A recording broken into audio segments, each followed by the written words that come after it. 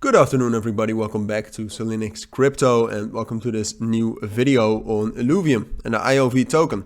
Wanted to do a full technical update. We're not going to be spending that much time on fundamentals or the project itself. Project is doing amazing. In my last time I covered Illuvium, I also said that since when I first heard about them at the end of 2021, they've done great development, and to me it really looks like one of the best and most professional blockchain games out there. I think they're doing great for the long term, but on the short term, I don't think that matters that much. So we'll zoom into the technicals. Before we get into it though, if you want to receive daily trading signals from my exclusive trading signal group, which has been started 2 weeks ago and is doing fairly well, 70% win rate with a positive risk reward. If you want to join that, check out the links in the pinned comment or the description. There are instructions in both the Discord and Telegram server on how to join.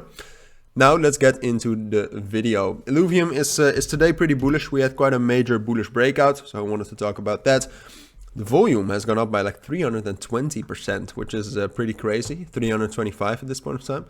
If you take a look at where that volume is coming from, you can see that it's I don't know. I don't like the distribution and the sources of the volume of Illuvium that much.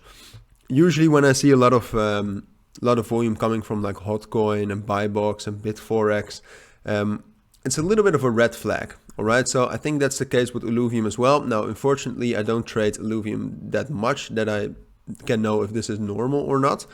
I don't think so. I wouldn't assume so, especially since the volume has gone up that much. So a lot of this has gone up by a disproportionate amounts probably.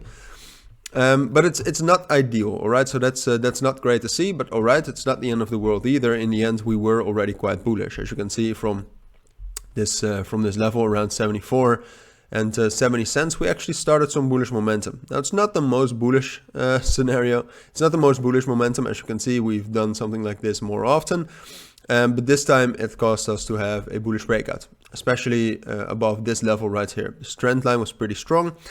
We just in general had a pretty strong downtrend, managed to break above that, took a break retest, and then also broke above that $80 level.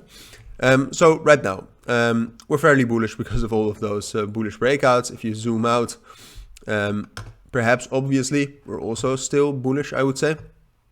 But I think we need to have some confirmation, especially because of the volume. I would just feel more safe with some confirmation. And I mean, you can see for the last, since basically for the entire day today, if you count the night with it, we've been struggling with not that strong of a resistance level, like $85. So what I think is going to happen is I think we'll find resistance here, and I think we're going to drop back down to $80. Now, if we can then find support at that level and stay on top of it like for like 24 hours, I think we'll continue up. I think we'll continue up to $90, $92, and from there we'll see again.